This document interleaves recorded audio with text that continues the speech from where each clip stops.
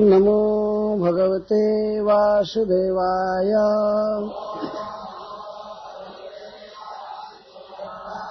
ओम नमो भगवते वासुदेवाय।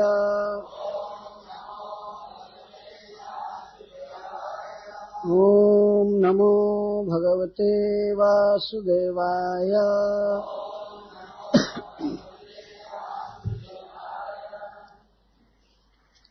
बालं च तस्या उरसी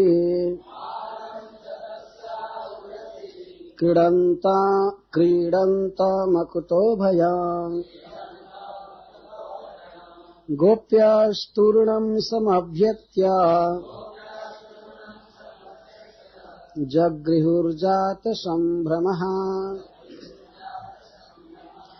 यशोदारोहिणीभ्यां ताः समं बालस्य सर्वतः रक्षां विदधिरे सम्यक् गोपुच्छ भ्रमणादिभिः गोमूत्रेण स्नापयित्वा पुनर्गोरजसार्भकाम् रक्षां चक्रुश्च सकृता द्वादशांगेषु नामभिः गोप्यः सम्पृष्टसलिला अंगेषु करयोः पृथक् न्यस्यात्मान्यथ बालस्य बीजन्यासं कुर्वत त्वत्पार्श्वयो धनुरसि मधुभाजनश्च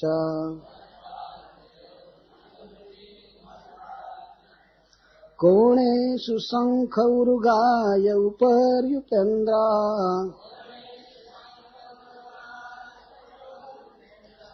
तार्क्ष्यः क्षितौ हलधरः पुरुषः समन्तात्।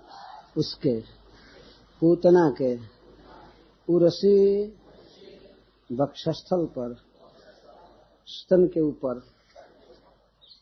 क्रीडंताम आनंद से हाथ पैर उछलते हुए अकुतो भयाम बिल्कुल निर्भय गोप्यः गोपियां तूर्णम तुरंत समभ्यत्या पूतना के देह पर चढ़कर जगृहुः बच्चे को लेकर के आई जात संभ्रमः बड़े वेग से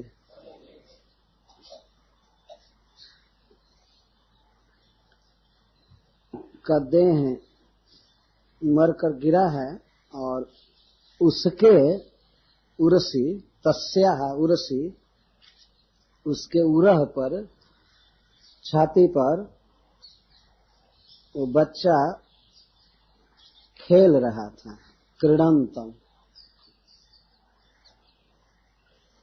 जैसे बच्चे स्वाभाविक ही कहीं आप बेड पर रख दीजिए पृथ्वी पर तो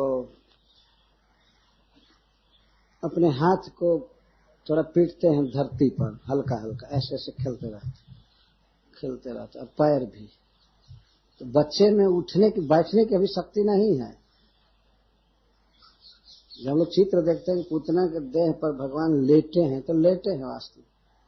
पहले तो पी रहे थे और बाद में पीना छोड़ करके ऐसे थपथपा रहे थे देह। अब उनको कोई उठावे तब तो उठे। बच्चे को कोई ऐसी शक्ति तो थी नहीं कि अपने से उठ करके वो भागे वहां से और भागने का कोई प्रश्न ही नहीं था। ये बच्चा नहीं समझ रहा था कि कोई बहुत डेंजरस खतरनाक जीव है, बहुत भयानक आवाज की है। जहां पूतना के निस्वन से आवाज से गिरे थे उस बच्चे पर कोई प्रभाव नहीं हुआ था और सब लोग बेहोश होकर के गिर गए थे और बच्चा खेल रहा था। श्री शिल प्रभुपाद जी यहाँ परपोर्ट लिखते समय कहते हैं, here is the supreme personality of God head Krishna. ये देखो, इसी को भगवान कहते हैं। यहाँ देखो, पूतना के छाती पर भगवान को देखो। Here is the supreme personality of God head. Although the Rakshasi Putana could increase or decrease her bodily size by her mystic abilities and thus gain proportionate power, the Supreme Personality of Godhead is equally powerful in any transcendental form. Krishna is the real personality of Godhead because whether as a child or a grown-up young man, he is the same person.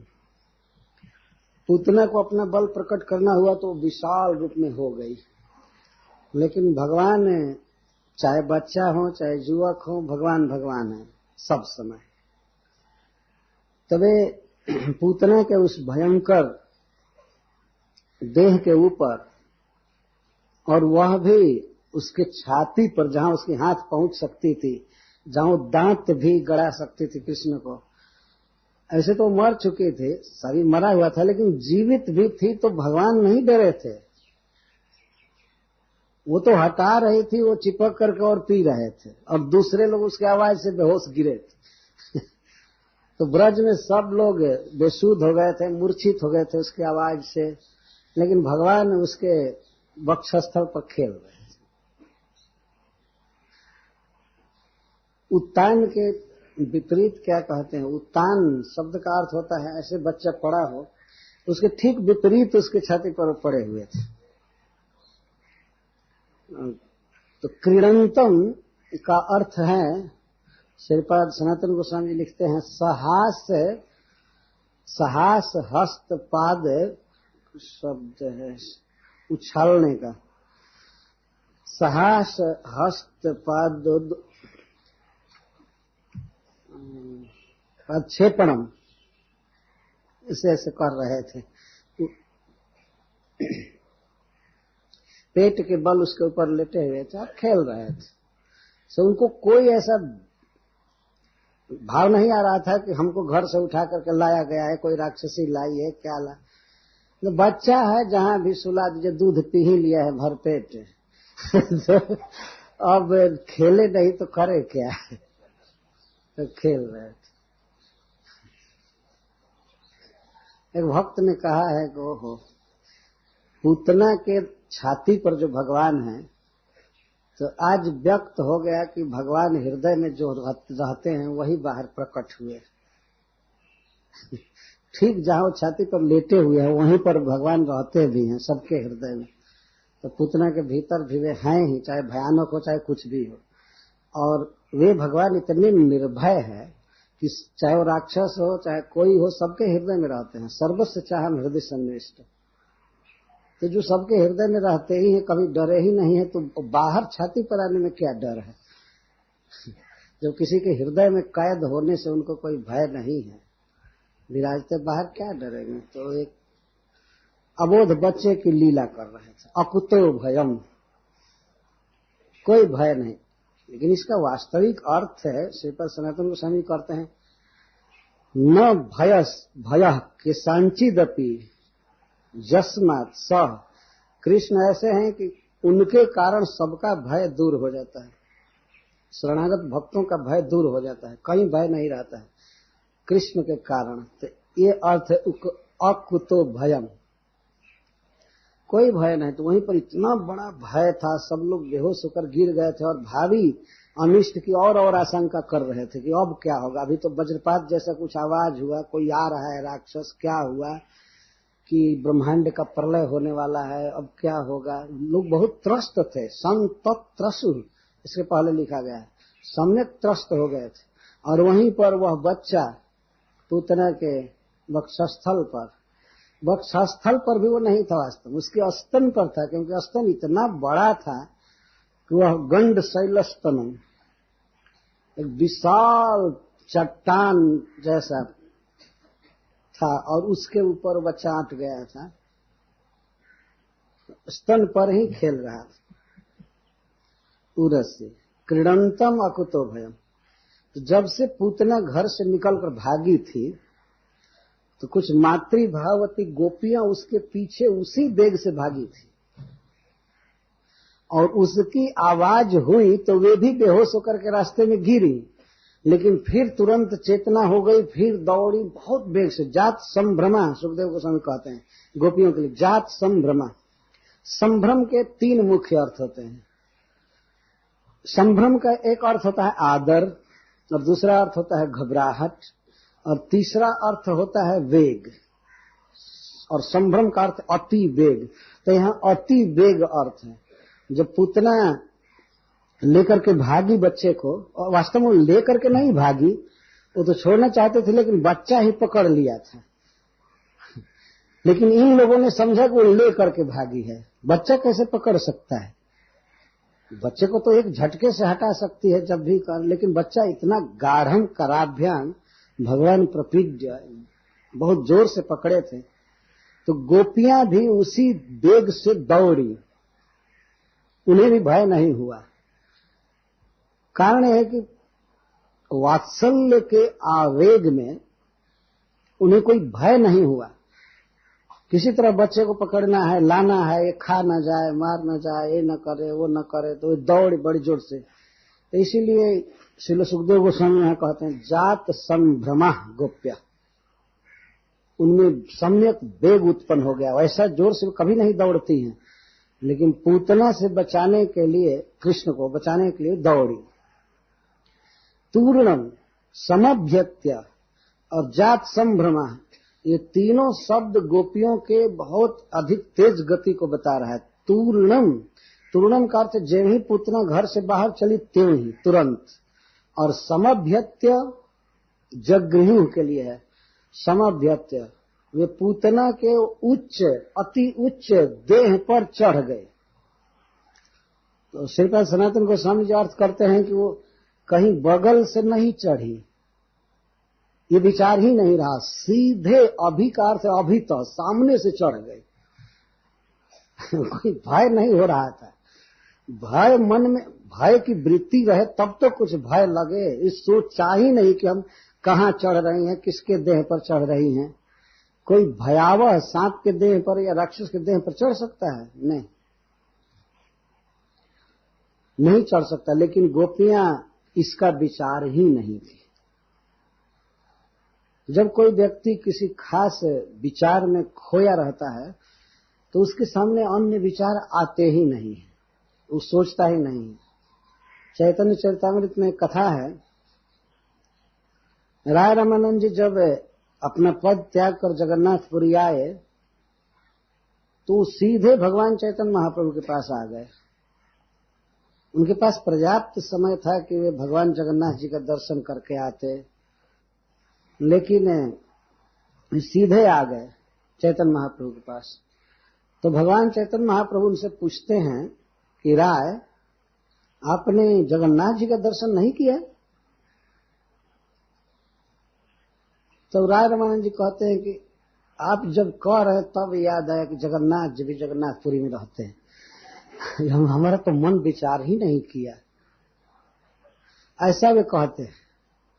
कहीं दूर देश से आदमी जा रहा है जगन्नाथपुरी में और उसको ये याद न आवे कि यहाँ जगन्नाथ जी भी रहते हैं, और सीधे चैतन्य महाप्रभु के पास पहुंचे। तो राय रामानंद ने कहा कि यह जो देह है रथ है और हृदय सारथी है। राय कहे देह रथ, हृदय सारथी, जहां लिया जाए तहां जाए जीव रथी। हृदय सारथी है और जीव रथी है और देह रथ है। तो जहां पर हृदय ड्राइव करके लाया वहां आ गया। हृदय तो सोचा भी नहीं, जगन्नाथ दर्शन मेरा विचार न कैला, मैं तो विचार ही नहीं किया कि जगन्नाथ जी ठीक है मैं दर्शन करूंगा, लेकिन मेरा मन विचार नहीं किया पहले। तो इस प्रकार से वात्सल्य भावमयी गोपियों के सामने पूतना के उस भयंकर रूप का, उसकी चेष्टाओं को कोई विचार ही नहीं हुआ। बच्चे की रक्षा का इतना ध्यान था कि वे सीधे चढ़ गए उसके देह पर और जगृहु, तुरंत उठा ली बच्चे को और उठा करके ले करके चलती। बारंबार देखने लगी कि कहीं बच्चे के देह में वो नख तो नहीं गड़ाई, कहीं दांत से काटा तो नहीं। राक्षस विकराल विकराल दांत थे, नाखून थे। वे ला करके और माँ यशोदा को दी। लेकिन यशोदा और रोहिणी ये बिल्कुल विकल होकर के गिर गई थी। पुत्र के अनिष्ट की आशंका से चेतना काम नहीं की, ये बेहोश हो गई थी दोनों माताएं। तो वे लोग लाए इनके पास, तब रक्षा करने लगी तुरंत। योग माया की शक्ति है, किसी किसी को मूर्छा आ जाती है, किसी को नहीं आती है। माँ यशोदा को दांत लग रहे थे। ये मूर्छा का मतलब ये है, अपने बच्चे में इतनी गाढ़ ममता है कि उसके अनिष्ट की आशंका करके वो तो बेहोश हो गई थी, दांत लग रहे थे। कुछ गोपियां उसकी मूर्छा को छुड़ा रही थी, और रोहिणी जी की भी यही हालत थी। बाद में जब माँ की मूर्छा टूटी तो उसकी गोद में लाई, उन्होंने दी, तो उन गोपियों ने देखा कि माँ तो उतना ध्यान नहीं दे रही है, और वो अशक्त थी शोक के कारण। देखिए यहाँ पर रक्षा की जो बात कही जा रही है, तो सुखदेव गोस्वामी कहते हैं यशोदा रोहिणी ध्यान ताह समम बालस सर्वतः रक्षा विदधिरे। यशोदा और रोहिणी के साथ गोपियों ने कृष्ण की रक्षा करना चालू किया। तो यशोदा और रोहिणी के साथ यह यशोदा और रोहिणी का गौरत्व सिद्ध कर रहा है। मतलब प्रधान नहीं है। प्रथमा विभक्ति में गोपियां हैं और तृतीय विभक्ति में यशोदा और रोहिणी, उनके साथ करने लगी। रक्षा किया गोपियों ने, लेकिन उनके साथ। तो माँ अभी भी बहुत विकल थी, छाती पीट कर रो रही थी। उसको अब ये विश्वास हो गया था कि ठीक है बच्चा जी रहा है, लेकिन क्या होगा हे भगवान। वो तो बेहोश सी हो रही थी, विकल हो रही थी, इसलिए गोपियों ने रक्षा किया। माँ यशोदा के गोद में कभी कभी कृष्ण को देती थी, तो बच्चा आ गया है, कोई उसके पैर को देख रही है, कोई सिर को छू रही है, कोई छाती को छू रही है, रक्षा कर रही है। तो सबसे पहली रक्षा क्या किया, गोपुच्छ भ्रमण आदि भी। गोपुच्छ भ्रमण, गाय के पूछ को, कटे हुए केस को नहीं, जैसे और सब जगह कटे हुए पूछ के केस को घुमाते हैं, वो डायरेक्ट गाय के पास लाई। और गाय के, खास करके है गाय से मतलब है बछड़े, बाछी, बाछा, उनके पूछ को घुमाने लगे। ध्यान रखना चाहिए, श्रीपाद सनातन गोस्वामी जी कहते हैं कि बड़ी बड़ी गायों के पूछ नहीं घुमा रहे थे, क्योंकि उनके पूछ के केस जो हैं वो कड़े हो जाते हैं। और छोटे छोटे जो बच्चे हैं गायों के, उनके बड़े कोमल कोमल पूछ होते। तो और बच्चा बिल्कुल छोटा है, तो उसके सभी अंगों पर पूछ घुमाने लगे। ये रक्षा की पहली विधि। आदि भी और तो और में निर्वंशन कर रहे थे। निर्वंशन का अर्थ है सरसों हाथ में ले करके और छिड़कना। ये क्रिया है लोक में की जाती है रक्षा के लिए।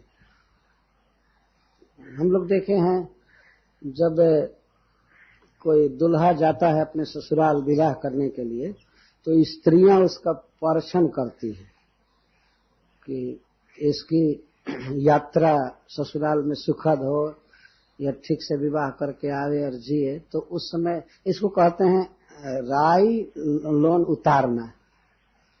तो राई माने सरसों, तो सरसों लेकर के कुछ लौकिक मंत्र होता है जो भी वो पढ़ रही है दोनों हाथों में लेकर, और सूप का कोन स्पर्श करा रहे थे।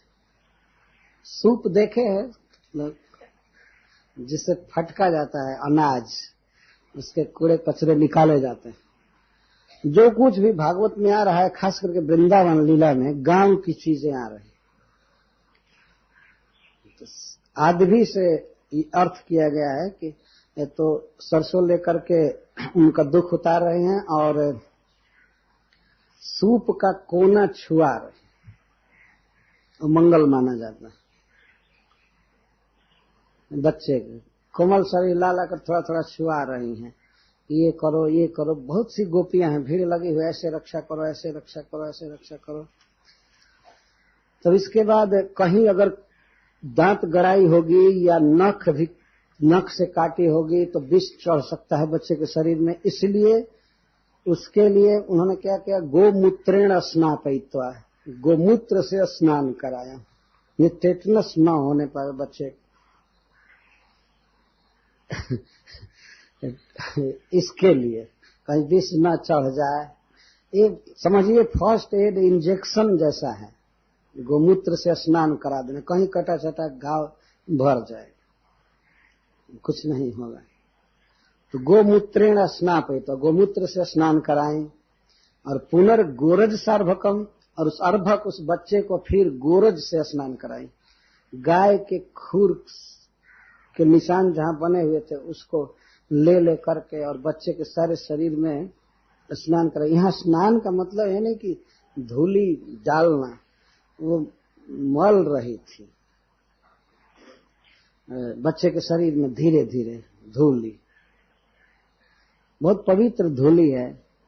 जिस पशु के चरण रज की इतनी महिमा है, उसी पशु को इस संसार के राक्षस लोग खाते रहते हैं। कितने बड़े पापी। भगवान की भी रक्षा हो रही है गाय के मूत्र से, गाय के पूंछ से और गाय के रज से। और रक्षाम चक्रुश्च शक्रिता द्वादशांगेषु नाम भी, और फिर बच्चे के 12 अंगों पर 12 तिलक लगाई। किस चीज से? शक्रिता, गोमय से, गाय के गोबर से। पहला श्रृंगार कृष्ण का हुआ तो गाय के गोबर से 12 जगह तिलक लगाया गया। बच्चा तो कपड़ा तो कोई पहना नहीं था, छोटा सा बच्चा था और उसके शरीर पर बड़ा बड़ा तिलक दिया जा रहा है, गाय के गोबर का तिलक। और गोपियां मंत्र पढ़ती थी, क्योंकि सभी वैष्णवी थी, सब तिलक धारण करती थी, तो उनको मंत्र सब याद थे। ललाटे केशवम ध्यायेत् नारायणम अथोदरे, माधवम वक्षस्थले तो गोविंदम कंठकूपके, विष्णुम तो दक्षिणौ कुक्षौ, बाहौ च मधुसूदनम,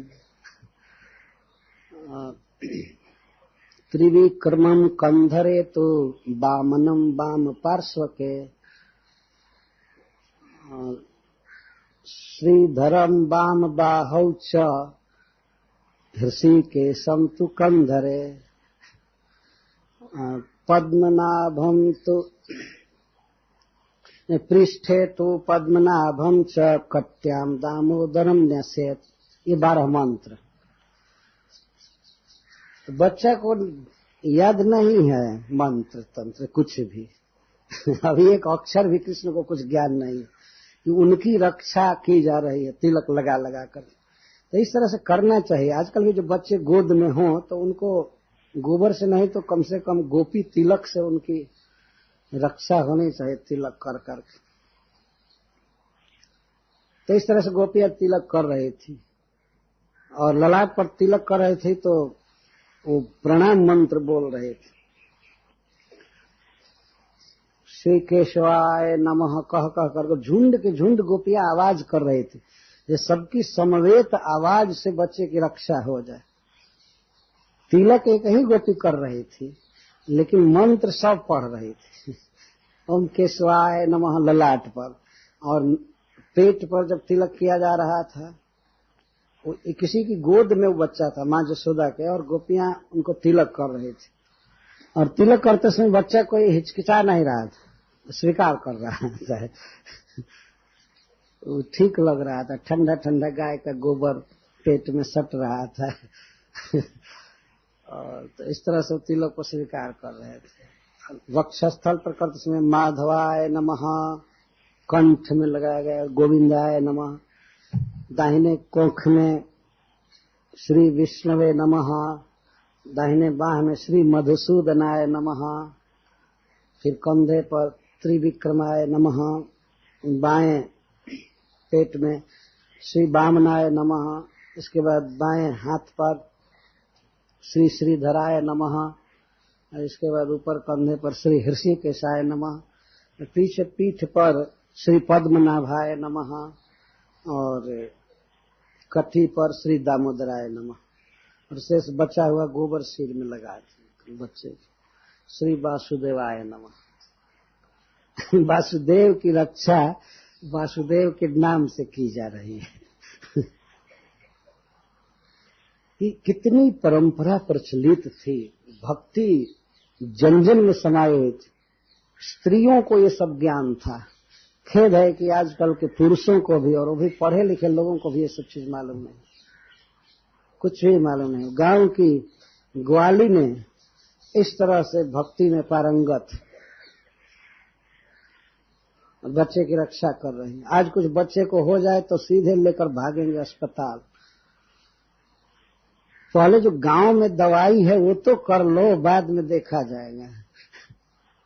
तो बच्चों को न तो धूल में लौटने को मिल रहा है, न गाय के गोबर से भेंट है, कुछ नहीं।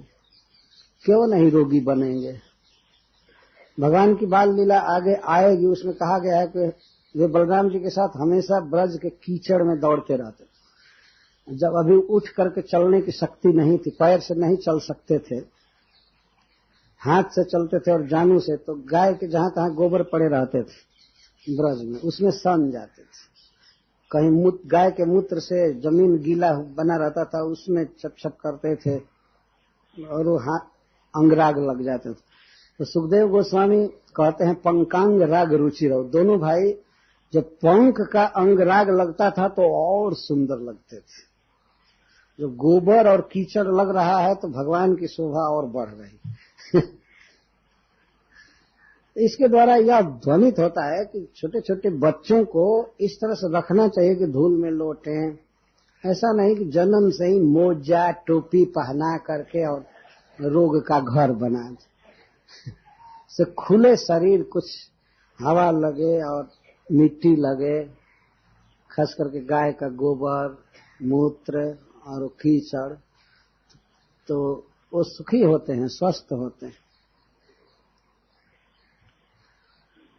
यह नहीं समझना चाहिए कि अरे ब्रज में तो वही है तो कहाँ जाएंगे, वो लगेगा ही। नहीं, ये सबके लिए जरूरी है। इस तरह शरीर निरोग होता है।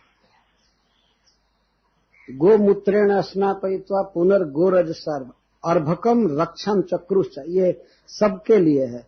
गोमूत्रेण रक्षम चक्रुः और गोरजसा रक्षम चक्रुः और द्वादशांगेषु नाम भी रक्षम चक्रुः, नाम से रक्षा की। यह संबंधवाचक शब्द नहीं दिया गया है। कस्य नाम भी, ये नहीं कहा गया है।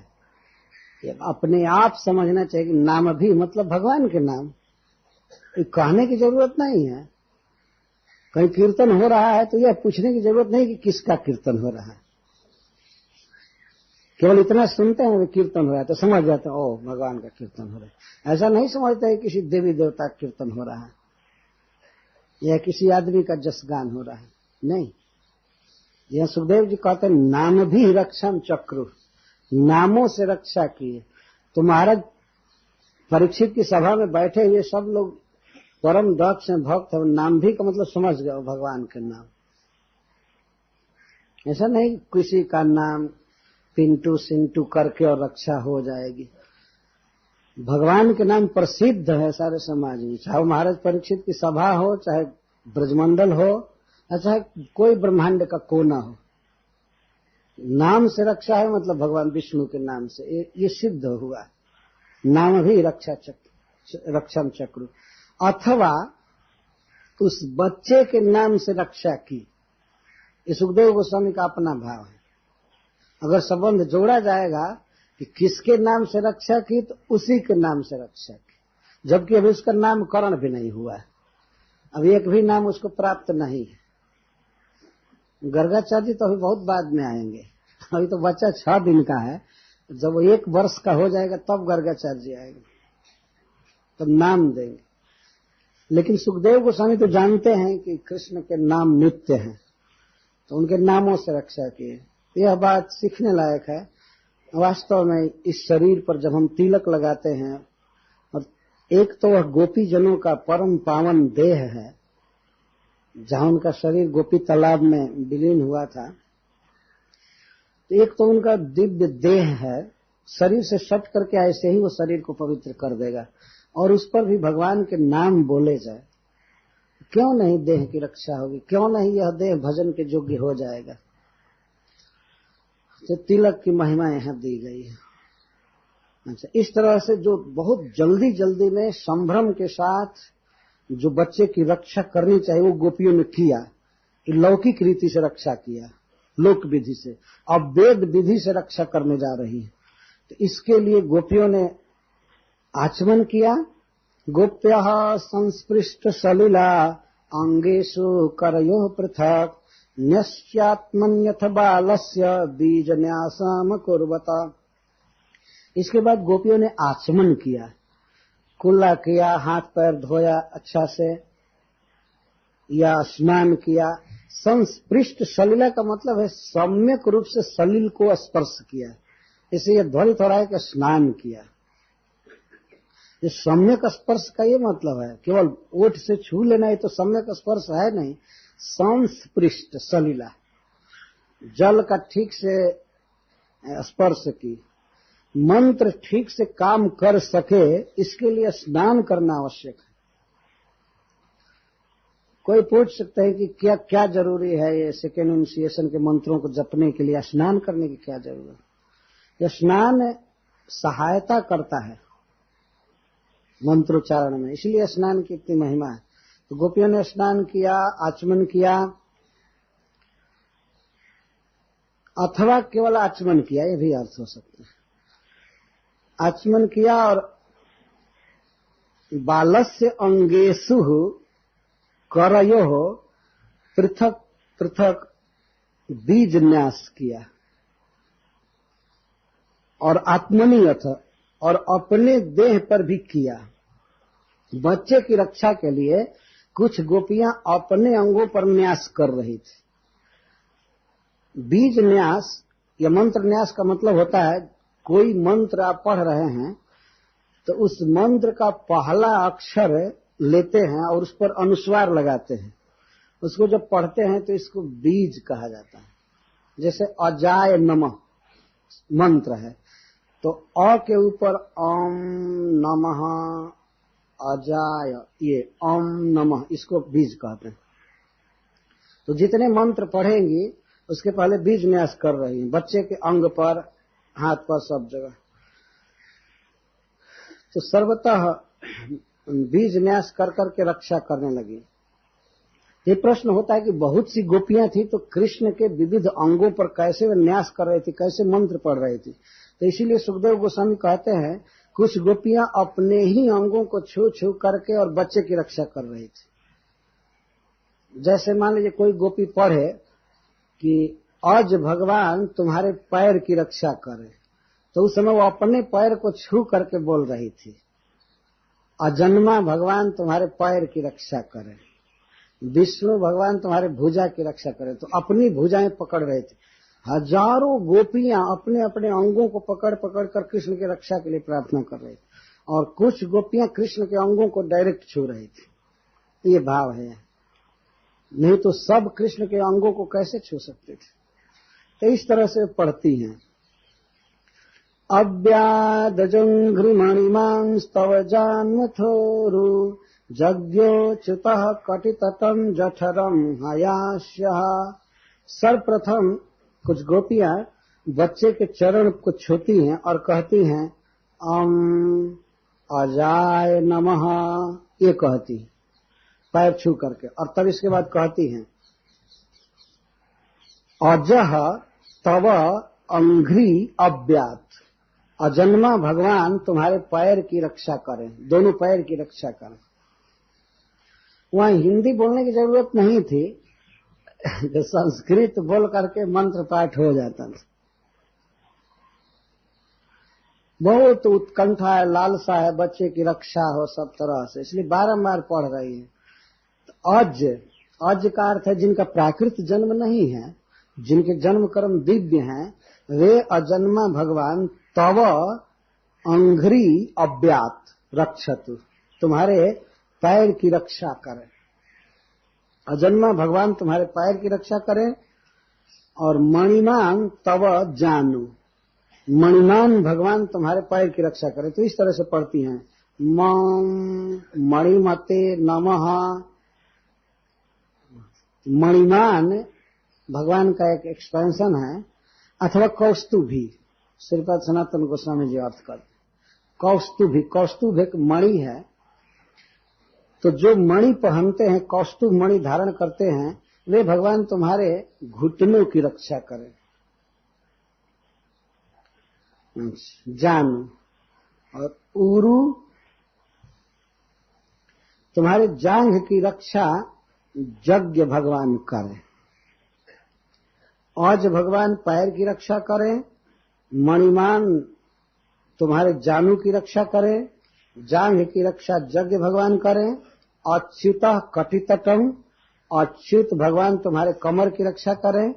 और हयास्य, जिनका आस्य हय का है, घोड़े का है, वे हयग्रीव भगवान तुम्हारे जठर की रक्षा करें, पेट की रक्षा करें। आप लोग भी गोपियों के साथ भगवान के अंग की रक्षा कीजिए जग करके। ध्यान रखिए, कथा जहां हो रही है वहां के दृश्य पर अपने मन को देना चाहिए, तब माना जाएगा कि आप भागवत सुन रहे हैं, भक्ति कर रहे हैं। जैसे जैसे गोपियां कृष्ण के अंगों को छूकर कहती हैं, अब कहती हैं कि मणिमान तुम्हारे जानू की रक्षा करे, तो उनके घुटनों को छू रही है।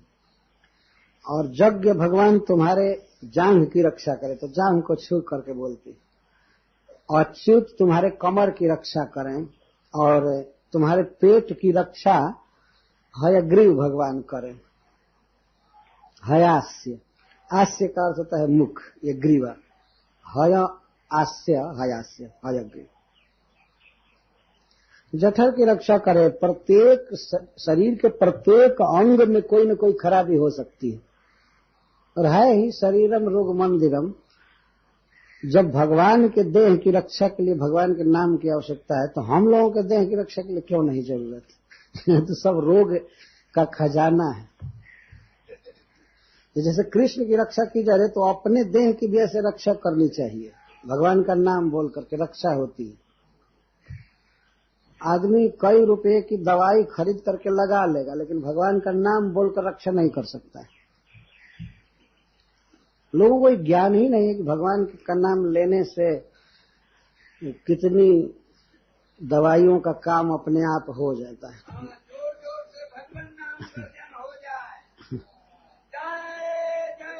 श्री जठर की रक्षा कही जा रही है। इसका अर्थ यह है कि बच्चे का पाचन संस्थान कभी खराब ना होने पाए। जो ही माँ का दूध पिए तो पच जाए ठीक से, पाचन शक्ति इसकी ठीक बनी रहे। घुटना में कभी दर्द न हो, घुटना ठीक से काम करे, पैर ठीक से काम करे, और कमर। हृदय केशवः कम केशवाय नमः, इस तरह मंत्र पढ़कर केशव भगवान जो ब्रह्मा और शिव के भी नियामक हैं, वे हृदय की रक्षा करें। हृदय का अर्थ है, जो हम लोगों का हृदय है वो कमल कोश के भीतर स्थित है। कमल कोश जैसा वातावरण हृदय, हृदय फेफड़ा। भगवान ने केशव हृदय की रक्षा करे, मतलब खून का दौरा, ब्लड सर्कुलेशन ठीक से हो, श्वसन संस्थान ठीक से बना रहे बच्चे का, कभी दमा की बीमारी न हो, कभी खांसी न हो, काश श्वास इसको संस्कृत में कहते हैं, ये न हो। आपने देखा है मनुष्यों का कोई ठीक नहीं रहता कब खांसी आ जाए। खांसी होना, खांसना, ये रोग सूचित करता है ना। आता ही रहता है, और खांसना बता रहा है कि कुछ हृदय में खराबी है। तो खांसना, और वास्तविक बात है कि हृदय में कोई खराबी होती है तो खांस करके उसको दूर किया जाता है। अगर कोई जबरदस्ती रोक ले तो और खराबी हो सकती है। लेकिन इतना ज्यादा खांसी किसी को सिर्फ आती है कि रात रात भर, दिन दिन भर खांसता रहता है और बीड़ी पीता रहता है। और पूछते हैं कुछ लोग कि खांसी क्यों आ रही, तो बीड़ी पीने से आ रही। वो कहता है बीड़ी पीने वाला, लेकिन फिर भी नहीं छोड़ता है, आदत बन जाती। तो हृदय की रक्षा बहुत जरूरी है सुखी जीवन के लिए। तो हृदय की रक्षा केशव करें। और उरह ईश, तुम्हारे छाती की रक्षा, पूरे वक्षस्थल की रक्षा भगवान ईश करे। ईश उनका एक नाम है। और तुम्हारे कंठ की रक्षा भगवान ईन करे। ईन का अर्थ है जो सूर्यमंडल के भीतर भगवान निवास करते हैं, तो उनको ईन कहा जाता है। गीता में कहते हैं कि सूर्य में जो तेज है वो मेरा तेज है। तो सूर्यमंडल के भीतर भगवान अवस्थित है, तो उनका प्रसिद्ध नाम है ईन। तो वे ईन भगवान तुम्हारे कंठ की रक्षा करे। कंठ कभी खराब न हो, ठीक से वाइब्रेशन होता रहे, तुम्हारी बोली बिल्कुल मधुर रहे, बोलने में खराबी ना आने को।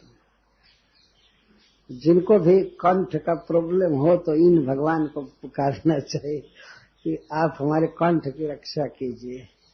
विष्णु भुजम, और विष्णु भगवान तुम्हारे भुजा की रक्षा करें, तुम्हारे बाह की रक्षा करें।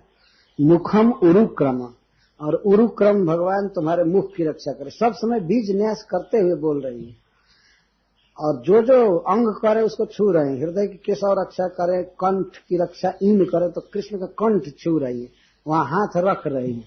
और भुजा पर हाथ रख कर कहते तुम्हारे भुजा की रक्षा विष्णु करे, और उरुक्रम तुम्हारे मुख की रक्षा करे। मुख की पर अंगुली रख रहे हैं। और ईश्वर कम, और भगवान ईश्वर तुम्हारे मस्तक की रक्षा करें। यह शरीर, खास करके मनुष्यों का शरीर बहुत कमजोर है। कीट पतंग आदि की अपेक्षा तो नहीं, लेकिन और जीवों की अपेक्षा मनुष्य का शरीर बहुत कमजोर है। ये देहिया कागज की पुड़िया, आग लगे जल जाना, कि गल जाना नहीं, आग लगे जल जाना और पानी से गल जाना, बहुत कमजोर शरीर है। तो इसकी रक्षा होनी चाहिए। भगवान रक्षा करेंगे तब बहुत दिन चलेगा, नहीं तो नहीं चल सकता है। तो इस तरह से रक्षा की प्रार्थना कर रही। तो अलग अलग अंगों पर न्यास करके और अलग अलग भगवान से प्रार्थना की। अब चारों तरफ से, चारों दिशाओं से रक्षा कर रही है। तो अंग की रक्षा छोड़ करके अब खड़ा होकर के इधर से ये भगवान रक्षा करे, उधर से वो करे, तो कहती चक्री अग्रतः सहगदो हरिरस्तु पश्चात। भगवान हरि चक्रधर, चक्र लेकर आगे से तुम्हारी रक्षा करे, आगे से कोई विपत्ति ना आने पाए। और वही भगवान हरि गदाधर बनकर, गदा लेकर पीछे से तुम्हारी रक्षा करें। इस प्रकार से मंत्र है। त्वत्पार्श्वयो धनुरसी मधुवा जनश्च, और तुम्हारे दोनों पार्श्व में, बगल में मधुसूदन भगवान और अजन भगवान क्रमशः धनुष, बाण और तलवार लेकर तुम्हारी रक्षा करें। इस प्रकार से इस रक्षा कवच को सुनकर कोई यह कह सकता है कि भगवान को क्या खड़ा करना है चारों तरफ। भगवान से क्यों प्रार्थना की जाए कि हमारी बगल से रक्षा कीजिए, आगे से रक्षा कीजिए। तो भगवान को कोई परिश्रम नहीं, भगवान है ही ऑलरेडी वास्तव में। उनका नाम बोलने से रक्षा हो जाती है। तो कोणेषु शंख, कोण में शंख भगवान तुम्हारी रक्षा करे। ऐसे शंख उरुगाय, शंख का यहाँ अर्थ है शंखधर। संस्कृत का कोई नियम है, उसके अनुसार ये अर्थ किया गया है। शंख का अर्थ है शंखवान। तो चारों कोने में शंख धारण करके भगवान उरुगाय तुम्हारी रक्षा करें। उरुगाय का अर्थ है जिनका यश बहुत विस्तृत, और ऊपरी उपेंद्र, और ऊपर से उपेंद्र तुम्हारी रक्षा करें। उपेंद्र वामन भगवान को कहते हैं। और ताक्षक्षित हलधर पुरुष समन्ता, और पृथ्वी पर जब तुम रहो, क्षिति पर रहो, तो गरुड़ पर सवार भगवान तुम्हारी रक्षा करें। गरुड़ वाहन जिनका है, गरुड़ जी जिनके वाहन है, वे भगवान तुम्हारी रक्षा करें। और हलधर पुरुष समन्ता, और हल धारण करने वाले भगवान सब तरह से तुम्हारी रक्षा करें, सर्वत्र। तो परव्योम में भगवान का एक रूप है जिसमें वे अपने 4 हाथों में से एक हाथ में हल धारण करते हैं, यह आयुध। यहाँ हलधर का अर्थ है कृष्ण के भाई को नहीं समझना चाहिए। तो अभी वो क्या हल धारण कर रहे हैं, वो तो खिलौना भी नहीं उठाए होंगे बलराम से। तो समन्ता, सब तरह से हलधर भगवान तुम्हारी रक्षा करे इस पृथ्वी पर, सब तरह से। अच्छा, इस तरह से अंगों की रक्षा की प्रार्थना की, फिर चतुर्दिक दिशाओं से रक्षा कर रही हैं। अब इंद्रियों की रक्षा, इंद्रियाणि हृषिकेश प्राणान नारायणोवतु, तुम्हारे 10 इंद्रियों की रक्षा हृषिकेश करे, जो इंद्रियों के स्वामी। और नारायण भगवान तुम्हारे प्राणों की रक्षा करें। यहाँ प्राण का तात्पर्य है शरीर में 10 प्रकार की वायु, शरीर में 10 प्रकार की हवा है, और यदि हवा सम रहती है, जहां जैसे वायु का प्रभाव होना चाहिए वैसे रहता, तो शरीर बहुत स्वस्थ रहता है। और यहां तक कि यदि हवा को रेगुलेटेड कर लिया जाए तो आदमी लाखों बरस जी सकता है। जितना सांस लेना है उतना ही ले, इसे प्राणायाम कहते हैं। या खून को ठीक तरह से हवा दौड़ा दे, ठीक तरह से शरीर के मल गंदगी आदि को दूर कर दे हवा। 10 प्रकार की हवा है, तो इसको प्राण कहते हैं। तो तुम्हारे वायु संचार, शरीर में जो वायु संचार है उसकी रक्षा भगवान नारायण करें। अब 4 अंतःकरण हैं, उनकी रक्षा की बात कर रहे हैं। श्वेत द्वीप पतिश्चित्तम मन, श्वेत द्वीप के अधिपति भगवान तुम्हारे मन की रक्षा करें। तुम्हारा मन ठीक ठीक संकल्प कर सके, गलत पदार्थ में न जाए, गलत चिंतन न करे, भगवान इस तरह से रक्षा करें। या तुम्हारे मन की स्मरण शक्ति बनी रहे, कभी घटे नहीं। मन की रक्षा बहुत जरूरी है। आजकल लोग शरीर की रक्षा का प्रयास तो करते हैं दवा लेकर अस्पताल में जाकर, लेकिन मन की रक्षा नहीं करते। मन की रक्षा होती है महामंत्र से, चेतो दर्पण मार्जनम, हरे कृष्णा कृष्णा कृष्णा हरे हरे, हरे राम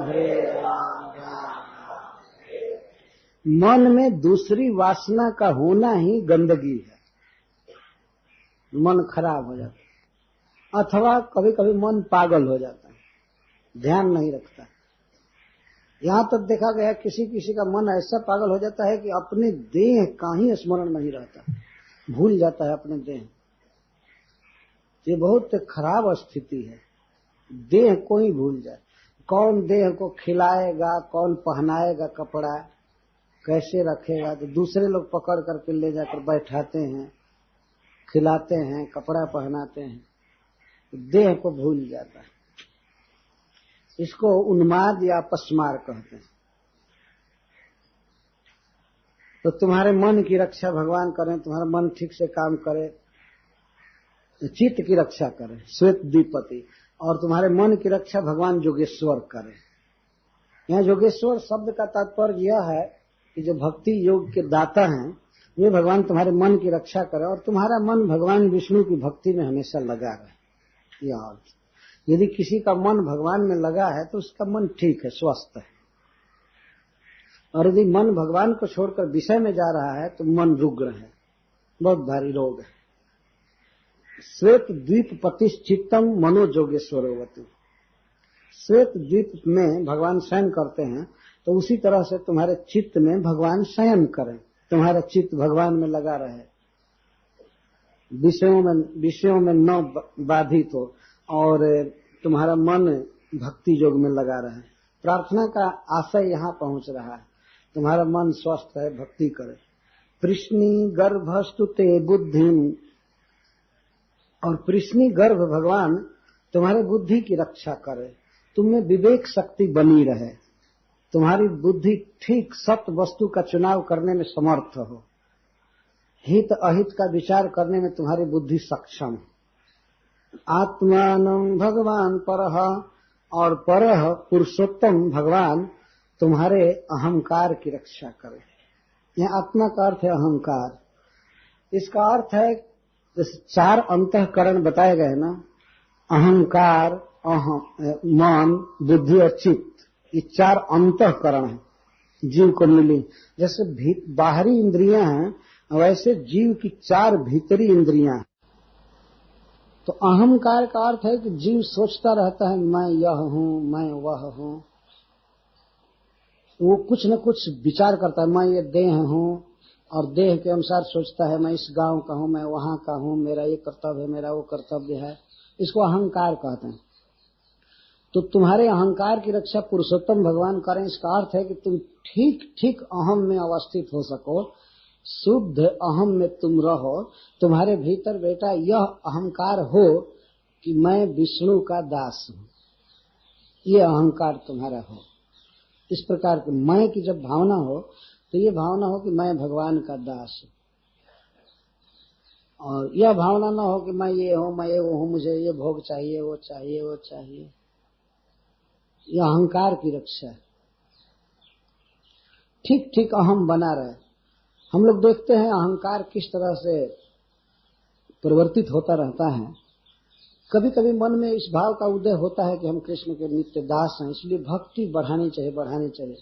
लेकिन कभी कभी यह भावना ग्रस लेती है, नहीं हम इस परिवार के हैं, इसलिए इस परिवार के लिए करना बहुत जरूरी है, या हम इसके हैं, हम उसके हैं, हम इसके हैं, हम उसके हैं।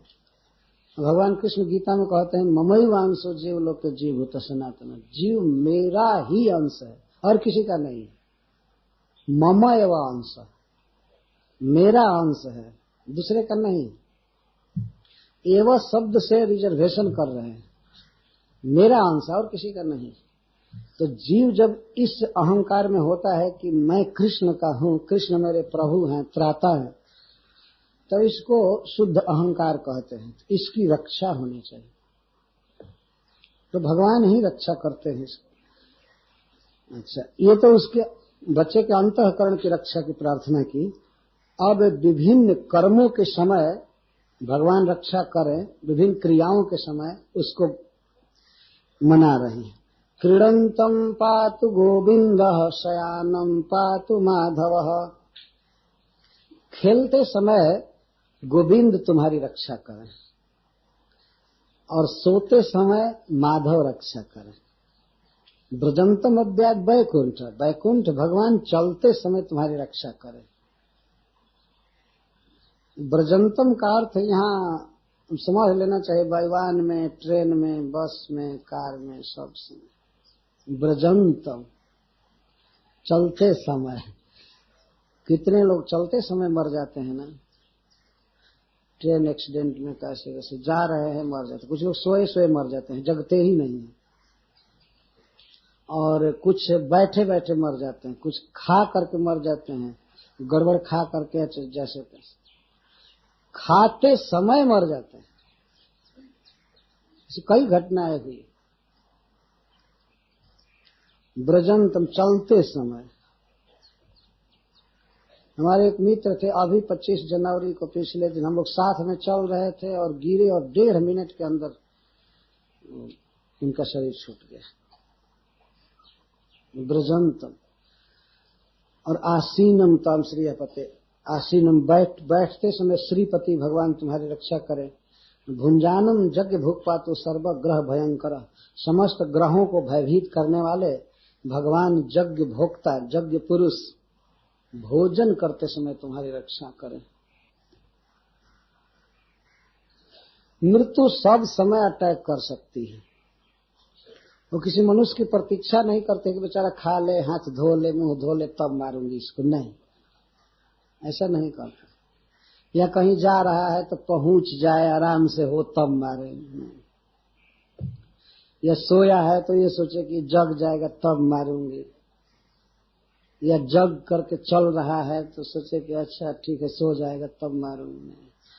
मृत्यु सर्वत्र है और कहीं भी मार सकती है, इसलिए सब समय भगवान की शरण में होना चाहिए। भगवान रक्षा करेंगे तब बच सकते। तो बहुत ही सुंदर यहाँ वर्णन है कि गोपियों के मुख से केवल भगवान विष्णु के नाम आ रहे हैं रक्षा के लिए। अच्छा, ये तो रक्षा की प्रार्थना है विभिन्न स्थिति में। विभिन्न प्रकार के हिंसक और बुरे जंतुओं से और रोगों से तुम्हारी रक्षा हो। वो कौन रक्षा करे? विष्णु का नाम। भगवान का नाम लेने से तुम्हारे ये बाधाएं दूर हो जाएं। डाकिन्यो जातु धान्यश्च कुष्माण्डायैर्भकग्रहः भूत प्रेत पिशाचाश्च जक्ष रक्षो विनायकः कोटरा रेवती ज्येष्ठा पूतना मातृकादयः उन्मादाये ह्यपस्मारा देह प्राणेन्द्रिय द्रुहः स्वप्न दृष्टा महोत्पाता वृद्धा बालग्रहाश्च ये सर्वे नश्यन्तु ते विष्णुर्नाम ग्रहण धीरवः। भगवान विष्णु का नाम उच्चारण करने से तुम्हारे सारे उपद्रव नष्ट हो जाएं। कौन कौन है? जैसे कुछ हिंसक जीव इस संसार में होते हैं, उनका स्वभाव होता है दूसरों को दुख देना, बिल्कुल स्वभाव होता है। तो उसमें जैसे डाकिनी एक ऐसी जातियां हैं इस सृष्टि में जो मंत्र के बल से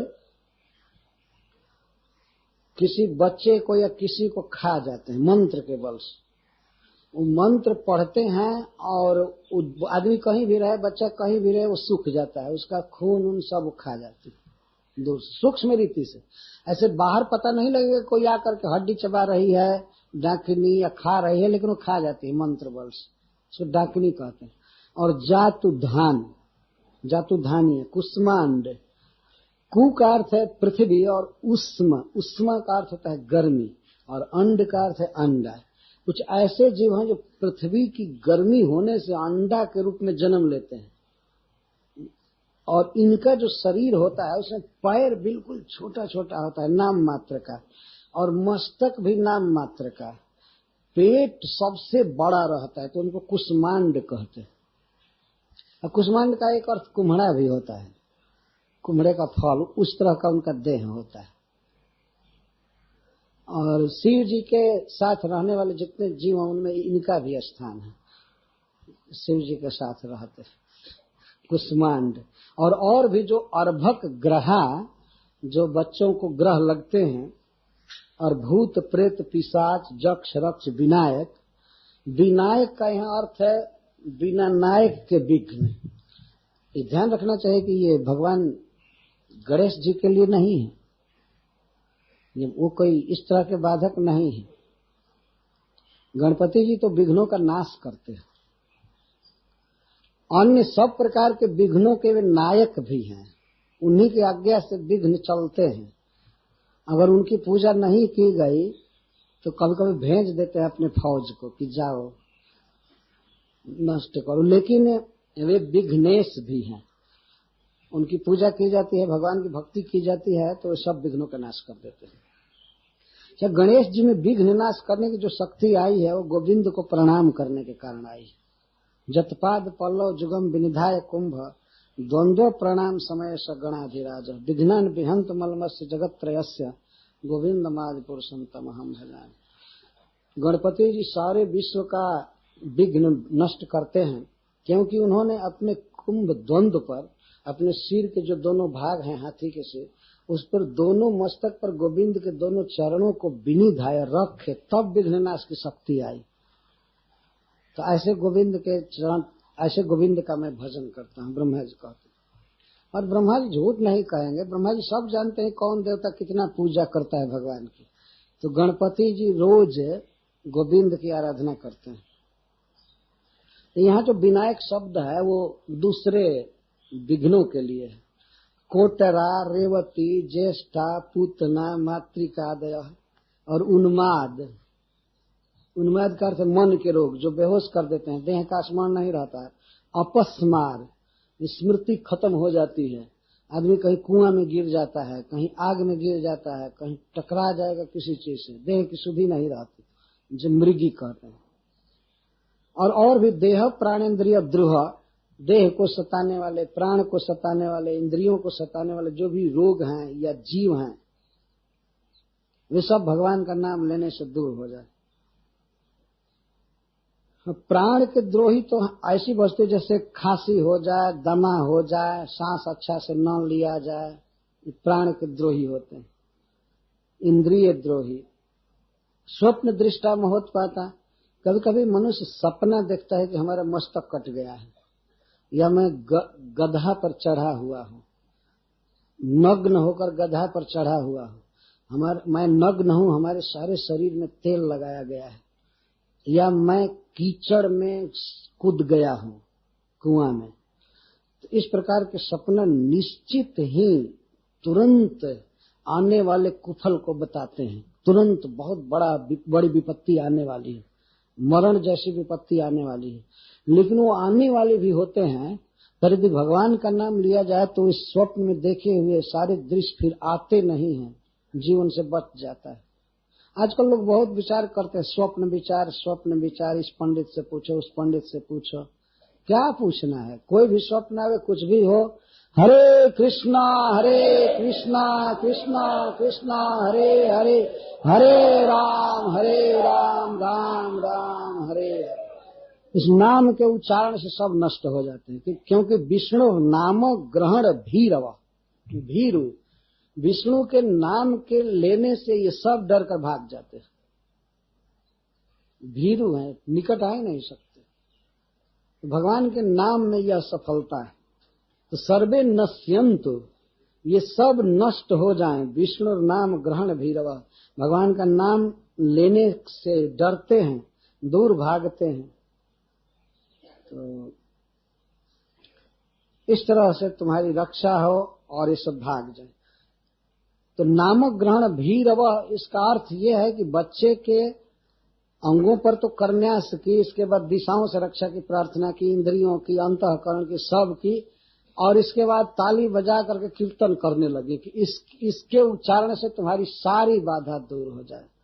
हरे कृष्णा कृष्णा कृष्णा हरे हरे, हरे राम राम राम हरे हरे, हरे कृष्णा कृष्णा कृष्णा हरे हरे, हरे राम राम राम हरे हरे। तो इस प्रकार गोपियां कीर्तन कर रही थी, भगवान का नाम लेने से तुम्हारी सारी विपत्ति, सारी बाधा दूर हो जाए। और हृदय में क्या भाव था रक्षा में, क्यों रक्षा कर रहे थे कृष्ण की। तो श्रील सुखदेव गोस्वामी कहते हैं, इति प्रणय बद्धा भी, अतिशय वात्सल्य से, प्रेम से बंधी थी गोपियां। उस बच्चे के प्रेम डोरी ने ऐसा बांधा था गोपियों को कि उसकी रक्षा की प्रार्थना कर रही थी। गोपी भी कृत रक्षणम, गोपियों के द्वारा जिनकी रक्षा की गई, सुखदेव जी कहते रक्षा करने का प्रयास नहीं कि कृत रक्षण, सचमुच में उनकी रक्षा हो गई। ऐसा जैसे सुखदेव गोस्वामी यह कह रहे कि गोपियों ने उनको बचा दिया, ये रक्षा कर दिया। अरे उन्हीं के नाम से उनकी रक्षा हो रही है। श्रील जीव गोस्वामी पाद जी अपने क्रम संदर्भ में लिखते हैं कि भगवान के जितने अवतारों की बात यहाँ कही गई रक्षा की, तो भगवान के ही स्वरूप हैं। और कृष्ण जो है वो मूल भगवान है, अवतारी हैं, और सब अवतार हैं। तो जैसे किसी के छाती पर मान लीजिए कोई चीज है, कोई चींटी है चल रही है, और उसी के हाथ को पकड़ कर कहा जाए कि ये चींटी हटा दो, तो ये नहीं कहा जाए कोई दूसरा आदमी हटाया है। कृष्ण की बाधा को कोई दूसरा क्या दूर करेगा। कृष्ण की रक्षा कृष्ण कर रहे हैं, उनके जो अंश हैं वे कर रहे हैं। ये स्वाभाविक, कृष्ण मतलब अपनी रक्षा कर रहे हैं। लेकिन सुखदेव गोस्वामी कहते हैं कि इति प्रणय बद्धा भी गोपी भी कृत रक्षण बालम, आत्मजन। माँ जशोदा ने देखा प्रेम में बंधी हुई गोपियां हमारे बच्चे की रक्षा करती, आगे भी रक्षा होगी और इस समय भी रक्षा हो गई। तो पायित्वा स्तनम माता, रक्षा होने के बाद तब गोपियों ने बच्चे को दिया जशोदा के अंक में कि माँ इसको दूध पिलाओ। तो लोक में ऐसा माना जाता है कि यदि बच्चा अपने माँ का दूध पीता है प्रसन्नता से तो स्वस्थ है। तो उसके स्वास्थ्य का फाइनल परीक्षण करने के लिए गोपियों ने कहा कि इसको दूध पिलाओ। तो जब माँ दूध पिलाने चली तो बच्चा पीने लगा। इसका अर्थ है कि कोई खराबी नहीं रह गई है। नहीं तो उस राक्षसी के चंगुल से लाने पर अभी विश्वास नहीं था किसी को कि अब बच्चा स्वस्थ होगा। इसलिए पायित्वा स्तनम माता ने बच्चे को स्तन पिलाया और जैसे पहले पीता था वैसे बिल्कुल आराम से पीने लगा।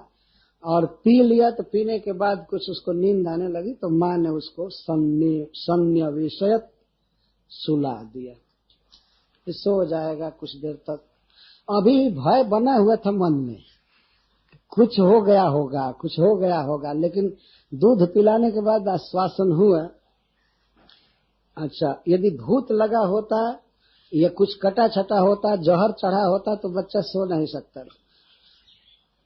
तो सोने लगा, दूध खाया भी। अब कोई आदमी खाए भी और नींद भी बढ़िया से आवे तो फिर रोग कहाँ है उसको। कुछ लोग कहते हैं कि हमको ये रोग है वो रोग है, कब जब कोई सेवा का अवसर आता है कहते हैं ये रोग है। लेकिन खाने और सोने का समय आवे तब खूब अच्छा से खा लेते सो लेते, तब रोग क्या है।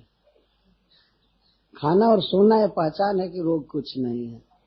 तो बच्चा खूब अच्छा से दूध पिया और पी करके इसके बाद सो गया। तब तक ये जब घटनाएं सब हो रही थी, गोपियां रक्षा कर रही थी, तब तक नंद आदि गोप मथुरा से जो चले थे वे ब्रज के निकट आए। कुछ दूर पर थे तो दूर पर देखे तो एक नया पहाड़ जैसा लंबा दिखाई पड़ रहा है। वसुदेव जी आदि सब अचरज में पड़ गए, अरे हम लोग ब्रज में चले थे, कहीं दूसरी जगह आ गए क्या। लोग आश्चर्यचकित हो गए, हम लोग ऐसे कैसे रास्ता भूल गए, कि क्या हो गया, कि दूसरी जगह आ गए, क्या हुआ। बहुत आश्चर्यचकित हुए। तावन नंदादयो गोपा मथुरा या ब्रजम गता विलोक के पूतना देहम बभूवु अति विस्मिता, बहुत विस्मित हो गए। श्रील प्रभुपाद जी यहाँ लिखते हैं कि उनके मन में 3 विस्मय हुआ। नंद महाराजा's wonder may be understood in various ways. First of all, the cowherd men had never before seen such a gigantic body in Vrindavan. तो दूर से ऐसा लोग पहचान गए कि कोई शरीर है। शरीर क्या, कोई स्त्री का शरीर है, स्तन बड़े बड़े हैं, हाथ पैर सब दिखाई दे रहे। तो पहली तो बात है कि वृंदावन में इस ब्रज भूमि में लोग इतना बड़ा शरीर पहले नहीं देखे थे। तो ये बड़ा विस्मय हुआ, ये कौन आकर के पड़ गया यहाँ, ये कौन लाश फेंक गया यहाँ पर। देवता लोग गिरा दिए क्या ऊपर से किसी असुर को मार करके। होता है ना भाई, कोई कूड़ा करकट चाहे सड़ी हुई लाश कोई हो सकता है फेंक दिया हो ला करके यहाँ, ऐसा हम लोग देखे नहीं थे। और ये भावना हो रही थी कि ये ब्रज है, तो ब्रज में तो इतना बड़ा देह देखे नहीं थे। अच्छा, दूसरी बात, and therefore they were struck with wonder. Then they began to consider where such a body has come from, whether it had been dropped from the sky or whether by some mistake or by the power of someone mystic yogi they had come to some place other than Vrindavan. उसको ठीक से तो वही सोच रहे हैं कि कोई ऊपर से गिरा दिया शरीर, क्या किया, और यह कहीं हम लोग वृंदावन के अलावा और जगह तो नहीं आ गए। वे कुछ भी नहीं समझ सके कि हम लोग कहाँ आ गए, क्या है ये। तो इस तरह से बभू अति विस्मित हो। जब सब गोप विस्मित हो गए तो आपस में सोचते हैं, नंद बाबा निश्चित ही वसुदेव जी पूर्व जन्म में ऋषि रहे हैं, त्रिकालदर्शी। त्रिकालदर्शी ऋषि रहे हैं, वो मथुरा से ही देख लिए कि गोकुल में उत्पात हो रहे। नूनम बतरसी सन जाते।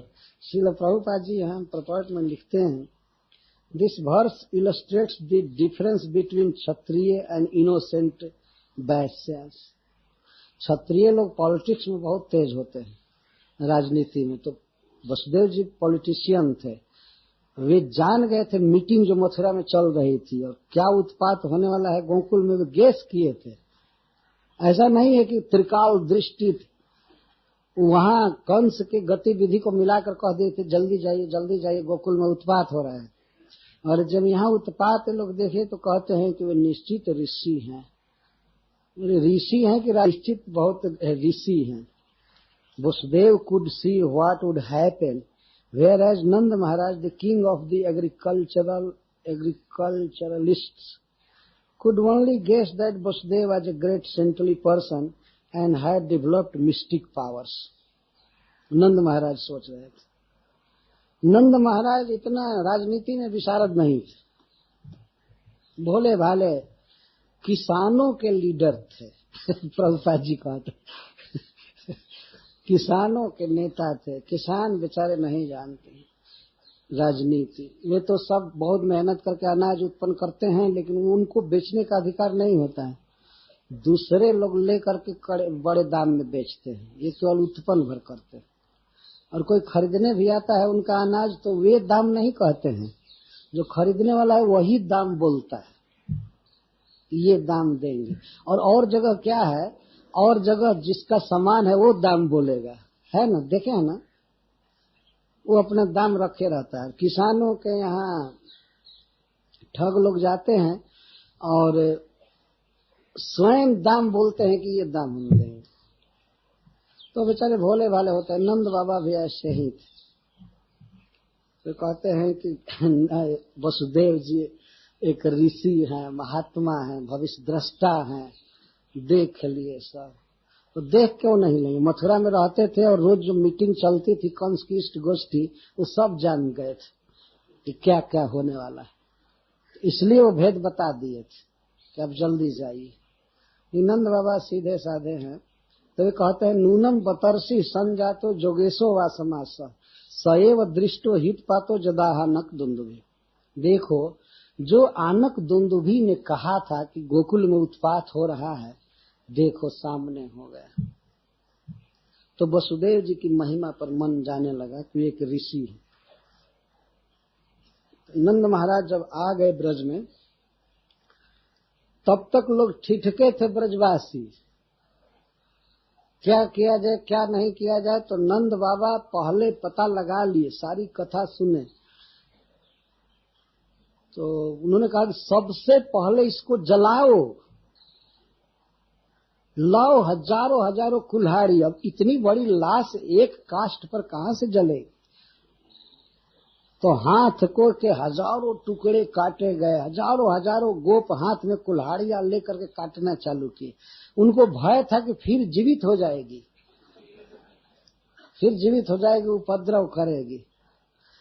तो मस्तक के सैकड़ों टुकड़े काटे, पैर काटे, पूरा देह काट कर खंड खंड छू नहीं रहे थे, बड़ी बड़ी लकड़ियों से बल्ली से उसको फेंक रहे थे, अलग अलग ले जा रहे थे और अलग अलग काष्ठ राशि पर रख करके शरीर को जलाए। जब शरीर जलाया गया तो अगुरु की सुगंध निकली। तो ये कथा दोपहर के बाद आएगी, दोपहर के बाद शाम को। तो सुखदेव गोस्वामी ने अपना कमेंट दिया है पूतना के उस धूमश्चागुरु सौरभ, क्यों धुआं निकला, और भगवान ने उसे जननी की गति दिया, माँ की गति दिया। इस बातें आएंगी। उद्धव जी के हृदय को जो सबसे अधिक प्रभावित किया है भगवान की लीलाओं ने, तो इस लीला ने, वो कहते हैं विदुर जी से कि पूतना को भी जिन्होंने जननी की गति दे दिया, ऐसे दयालु कृष्ण को छोड़कर मैं किसकी शरण लूं। हरिश्री जी ने तो लिखा है कि भगवान ने देखा कि पूतना ने दुष्टता की सीमा कर दिया, तो भगवान ने भी सोचा कि मुझे भी अब कृपा की सीमा दिखानी पड़ेगी। थोड़ी दुष्टता की सीमा हो तो कृपा की सीमा भी इधर से प्रस्तुत कर दी। कि तुम इतना बढ़ जाओ तो क्या हमसे थोड़े बढ़कर हो सकती है। कोई दुष्टता करने में सीमा कर रहा है तो भगवान कृपा करने में सीमा कर दिए। वास्तव में भगवान की कृपा की सीमा दिखाई गई। तो बहुत सुंदर विचार किए हैं महाराज परीक्षित श्री सुखदेव गोस्वामी। और श्रोता वहां पर बैठे हैं नारद जी, भगवान वेदव्यास देव, भगवान परशुराम और कई गात्री, वशिष्ठ, च्यवन, शरद्वान, अरिष्ट नेमि, भृगु, रंगिराश्च, भृगु, अंगिरा, सभी ऋषि मुनि, वशिष्ठ जी, भगवान वेदव्यास देव, नारद जी और परशुराम जी और सब सशिष्या अपने अपने शिष्यों के साथ बैठे हैं सभा में। और पूतना की इस घटना पर मातृगति देने पर सुखदेव गोस्वामी बोल रहे हैं। तो भगवान को देने की बहुत प्रशंसा किए। अरे जब कृष्ण को मारने के लिए स्तन में जहर लगाकर गई हुई पूतना माता की गति पा गई, तो जो व्यक्ति कृष्ण को प्रेम से कोई प्रिय चीज देता है उसकी गति में क्या संदेह हो सकता है। किमनु किमनु कई बार कहे हैं सुखदेव गोस्वामी। फिर क्या कहना जो लोग प्रेम से कृष्ण को कुछ अर्पित करते हैं। तो 20 अर्पित की थी तो मातृ गति पाई। ब्रह्मा जी ने भी अपने स्तुति में कहा है कि मुझे आश्चर्य होता है कि आप इन ब्रजवासियों को क्या देंगे। जो गति इनको देनी चाहिए वो तो दे दिए पूतना को। मेरे विचार से तो आप हमेशा इनके ऋणी रहेंगे, आपके पास कुछ है ही नहीं कि इनको दे सकेंगे। ब्रह्मा जी स्तुति में कह रहे हैं। तो वास्तव में भगवान की कृपा सीमा प्रदर्शित है। और जब हम भगवान के गुणों को सुनते हैं तब भगवान में आस्था बढ़ती है कि भगवान हमसे कितना प्यार कर सकते हैं, कर रहे हैं। इसको जब जानेंगे तब भगवान से प्रेम बढ़ेगा। हमने कई जगह देखा है लोग दीवार पर पंपलेट छापते हैं और कहीं कहीं वाक्य लिखे हुए हैं, विदेश में भी भारतवर्ष में भी मैं देखा लिखे हैं, क्राइस्ट लव्स यू।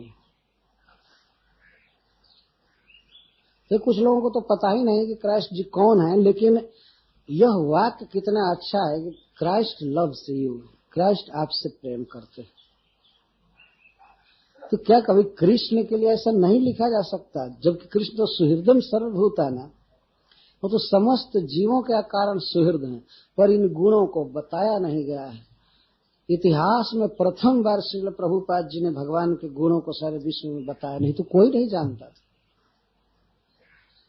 ये वास्तव में भगवान की बहुत बड़ी कृपा है कि श्रील प्रभुपाद जी को इस प्राकृतिक जगत में भगवान ने भेज करके और अपने गुणों का इस तरह आख्यान करवाया। समझ में आया कृष्ण की सुंदरता, उनकी कृपा, उनका ऐश्वर्य, माधुर्य। तो कथा के द्वारा भगवान के इन गुणों का जब प्रकाशन होता है तो सुनने वालों का मन कृष्ण को स्वीकार कर लेता है। और भगवान हमसे इतना प्रेम करते हैं, मैं क्यों न करूं। तो इस प्रसंग में भगवान की असीम कृपा का वर्णन किया गया है। हरे कृष्ण, जय श्री कृष्ण। सभी ब्रजवासी मिलकर काटने लगे। अथवा इसका यह अर्थ होता है कि ब्रज में रहने वाले कुछ छोटी जाति के लोगों को नियुक्त किया गया लाश काटने के लिए। एक टीका में ऐसा लिखा गया है कि मरे हुए देह को सब लोग तो काटेंगे नहीं। एक प्रश्न उठता है, क्या नंद महाराज आ चुके थे? जैसा मैं कथा में कह दिया था, लगता था कि आ चुके थे, लेकिन कहीं कहीं संदेह है। सुखदेव गोस्वामी आगे कहते हैं कि जब ब्रजवासी आए तो कुछ ब्रजवासी आए तो उन लोगों को गोपों ने बताया पूतना के आने की कथा और बच्चे के सुरक्षा की, तो उसको सुनकर बहुत विस्मित हुए। तो वहां पर श्रीपद सनातन गोस्वामी जी लिखते हैं कि वे गोप नंद बाबा का दल था। तो नंद बाबा अपने पुत्र को उठाकर गोद में रखे और सिर सूंघे। तो जिन लोगों को नंद महाराज ब्रज की रक्षा के लिए नियुक्त करके गए थे और जिनमें उपनंद प्रधान थे, वे लोग पूतना के देह को काटने लगे।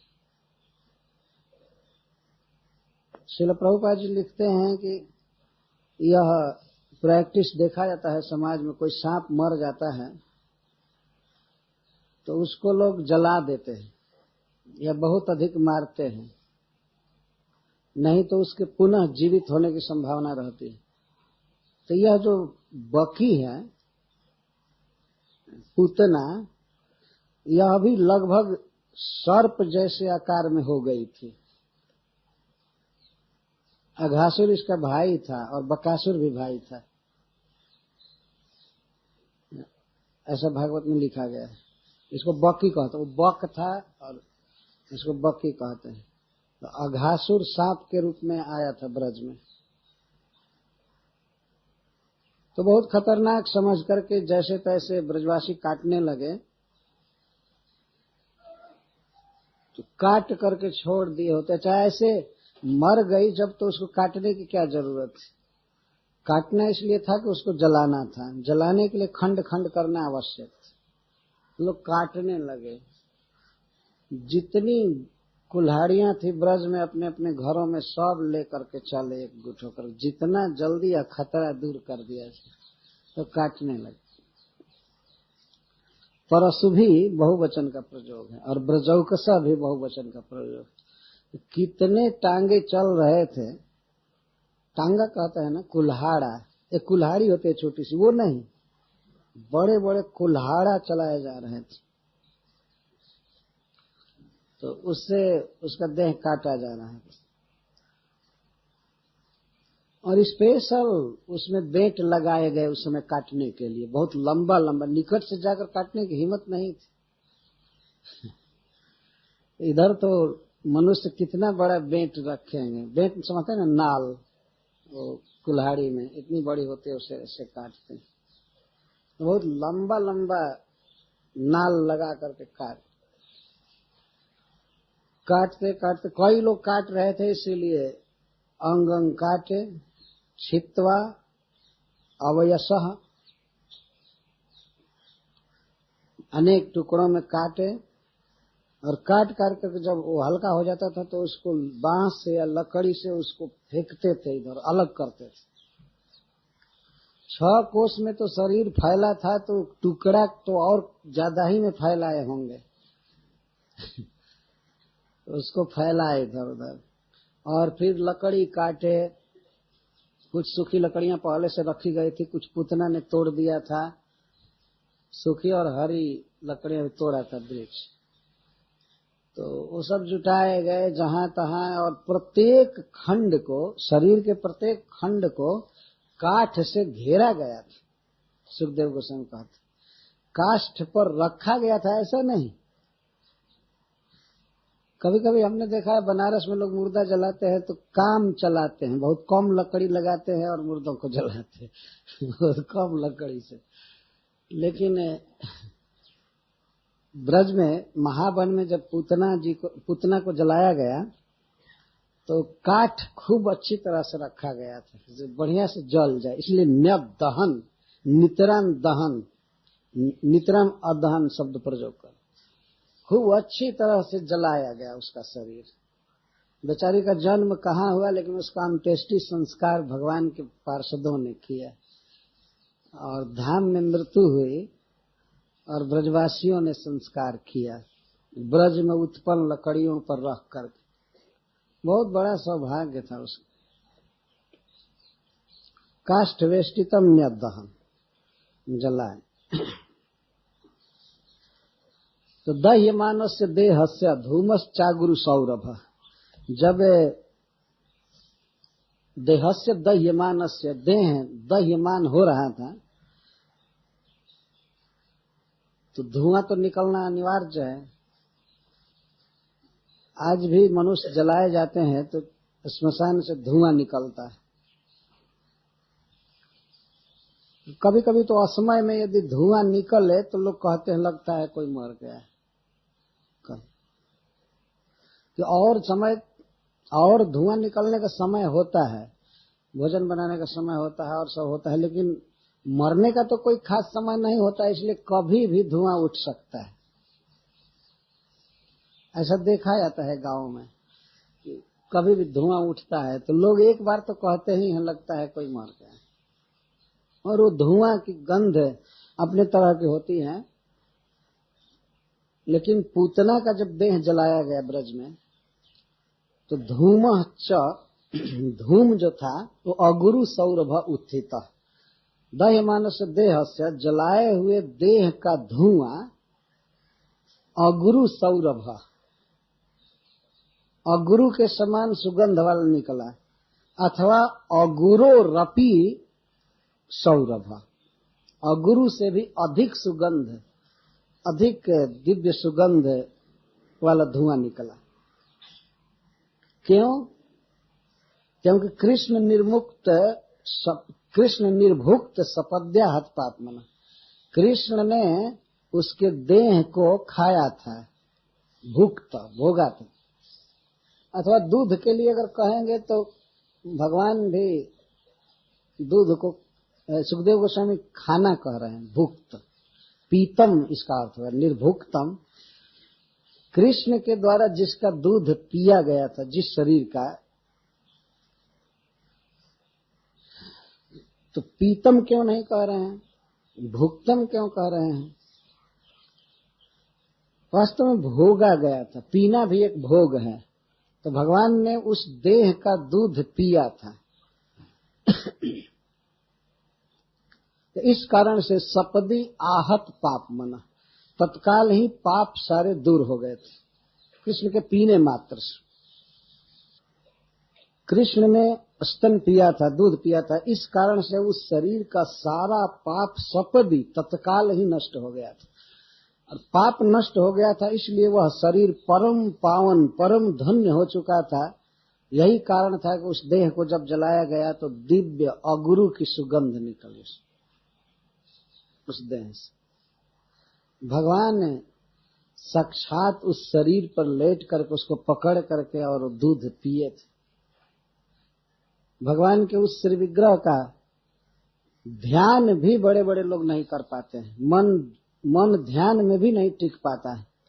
और उसी दिव्य शरीर से सट करके और पुत्र भाव से भगवान पिए थे, जो मां बनाई थी, मां बनकर आई थी। इस संसार में यदि किसी व्यक्ति का किसी व्यक्ति से संबंध देखा जाए, निकटतम संबंध, तो किसी भी व्यक्ति का सबसे निकटतम संबंध उसके मां से है। उतना निकटतम और किसी के साथ संबंध नहीं। बच्चा अपने मां के गर्भ में रहता है 9-10 महीने, और गर्भ से बाहर होते ही मां के गोद में रहने लगता है। तो मां के गोद में सो जाना, दूध पीना और मां का दुलार प्यार पाना उसके लिए स्वाभाविक है।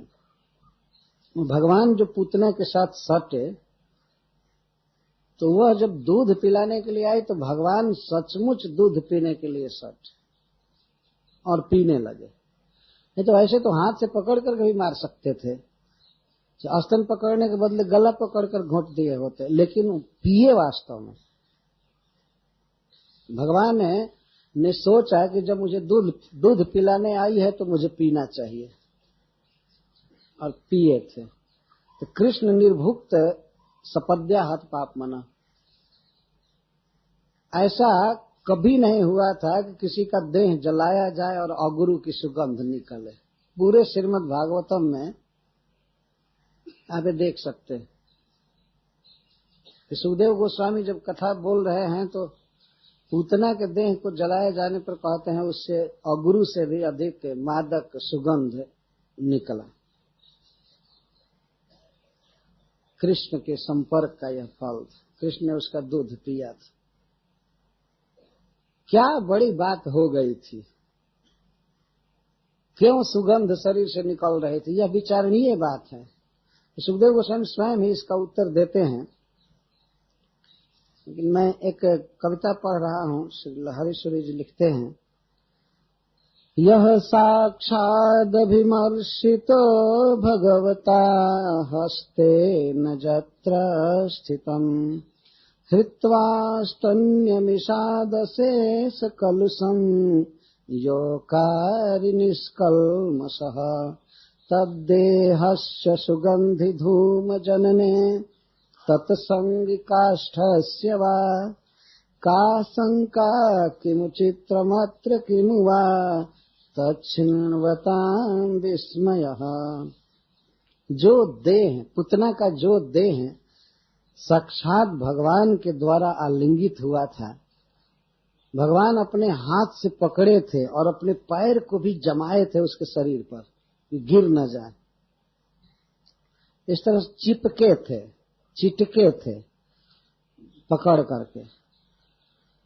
पैर लगा हुआ था पूरा उसके पेट पर या स्तन के पास, और हाथ से स्तन पकड़े थे, और हाथ से ही नहीं अपने मुख से भी पकड़े थे। तो साक्षात अभिमर्शितो भगवता, भगवान के द्वारा इस प्रकार से आलिंगित शरीर था, अभिमर्शित था, हाथ से पैर से और सारे शरीर से सट करके दूध पी रहे थे।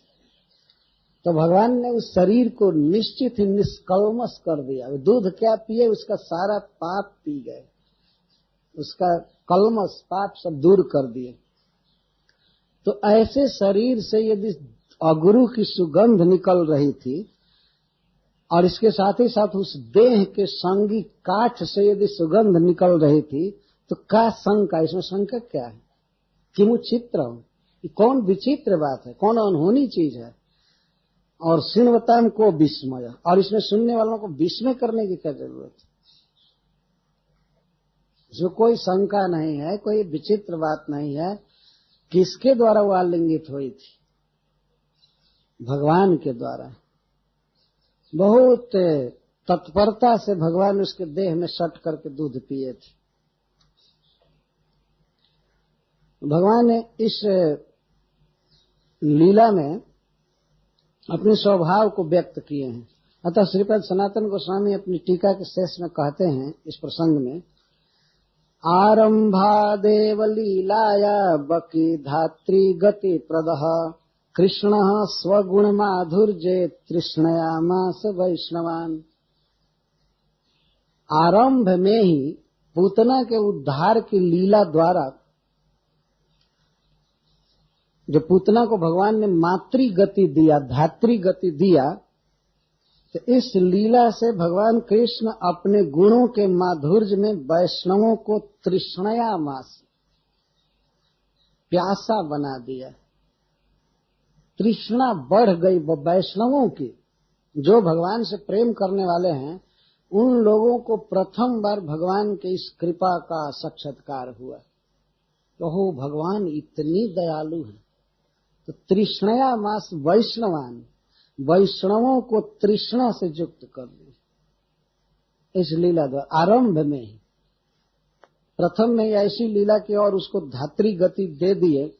इसको सुन करके वैष्णवों की ललक भगवान की लीलाओं के प्रति बढ़ गई। तृष्णया मास, तृष्णा का अर्थ होता है उत्कट लालसा, प्यास।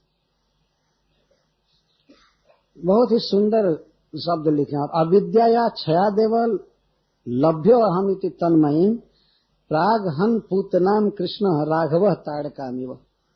श्रीपद सनातन गोस्वामी जी कहते हैं कि पूतना अविद्या को प्रस्तुत करती है। तो भगवान ने सोचा कि जब तक अविद्या का नाश नहीं करूंगा तो मैं किसी के द्वारा प्राप्य हो नहीं सकता। तो इसलिए पहले भगवान ने अविद्या को नष्ट किया, पूतना को, जैसे राघव ने ताड़का का वध किया था। भगवान श्री राम भी अपनी लीलाओं में जब वध चालू किए तो पहले स्त्री का वध किए, और भगवान श्री कृष्ण भी ये पहला वध किए तो स्त्री का वध, यही से चालू हो रहा है। तो अविद्या नष्ट किए। और एक विशेष बात सनातन गोस्वामी जी कह रहे हैं, वही जो आरंभादेव लीलायाम, इस प्रारंभिक लीला द्वारा भगवान वैष्णवों को, अपने भक्तों को अपने गुणों के माधुर्य में प्यासा बना दी। गुण माधुर्य, तो गुण में क्या गुण प्रकाशित हुआ इस लीला में?